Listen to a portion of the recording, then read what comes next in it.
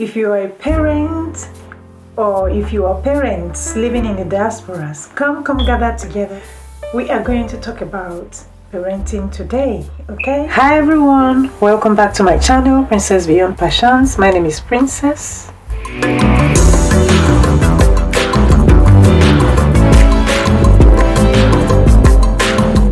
If you're a returning subscriber, I'd like to say thank you so very much for coming back to view me, to view my contents.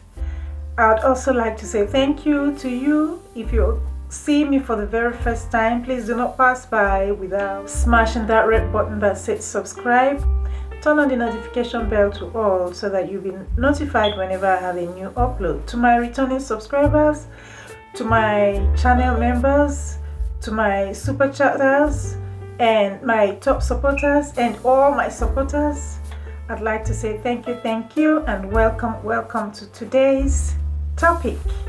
Now, stay tuned.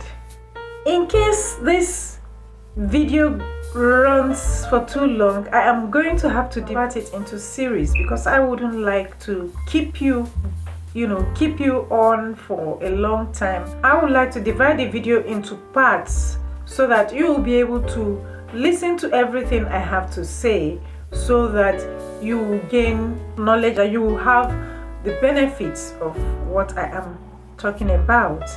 Alright, so this is part 1.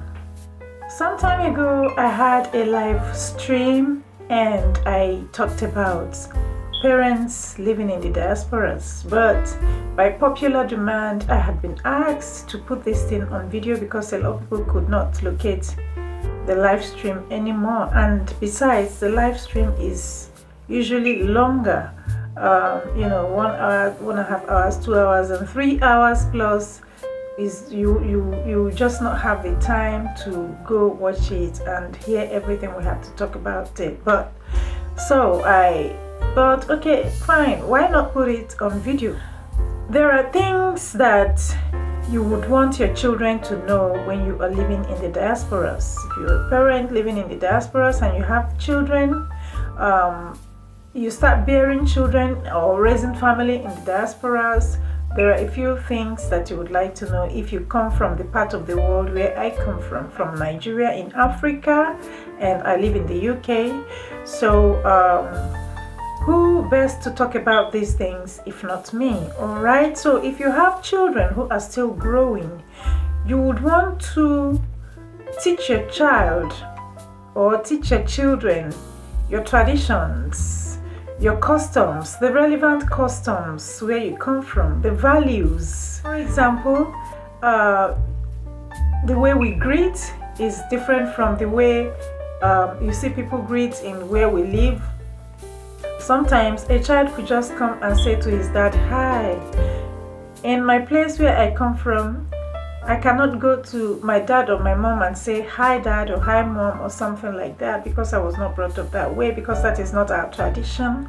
So it is my duty as a parent to teach my child properly to say, oh, where we come from, you have to say good morning. And in some places like my place, we have particular greetings based on clans or what village you come from or so, and based on age as well. If you see someone who is older than you, there's a particular greeting you have to greet the person. For example, or someone who is older than you can say Ede or Ojiba or Ono or Ogude or Uoma, and then the person will respond, yes, my child, or something like that, and ask you how are you, and all of those kind of greetings. So if you come from where I come from, or any African country where you have such kind of greetings, when you start having children, it is important to teach them. It is possible that when your children grow up, they will decide to still live in the diasporas or not, but if you don't teach them these things,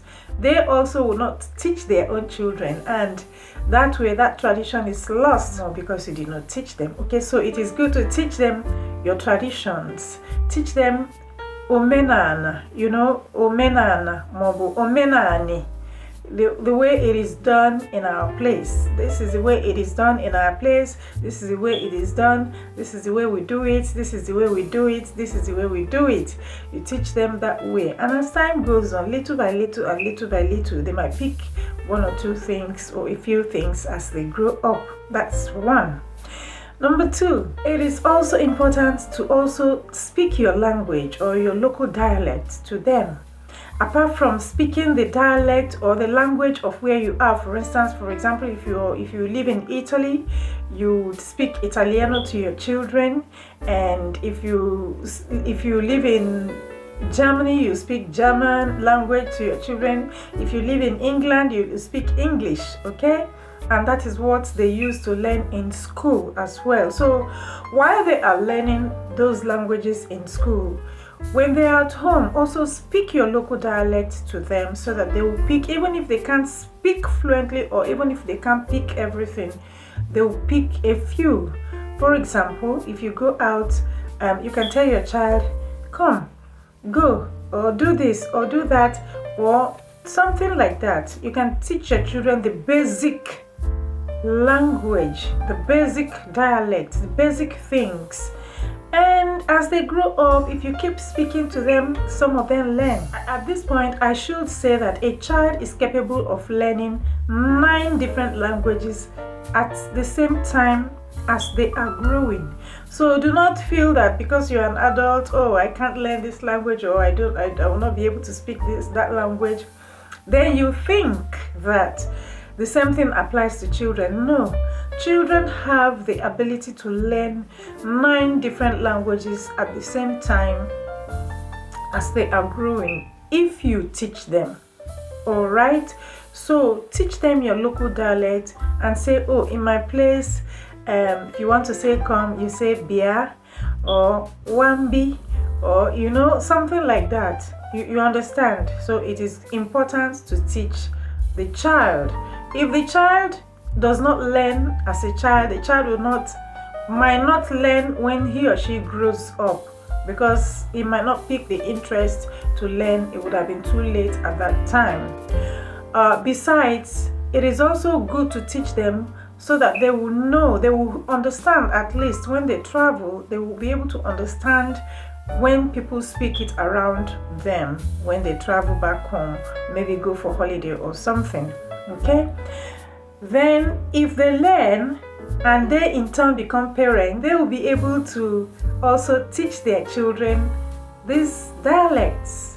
If you don't teach them now that they are children, they might not pick the interest to learn when they grow up. And when they grow up and they don't learn and they lose that language, then there's no way they will teach their child. That means that language is gone forever, because they are not able to teach their children. Except, of course, if in future that child travels and happens to be interested in linguistics, the child might then begin to learn at that adult age.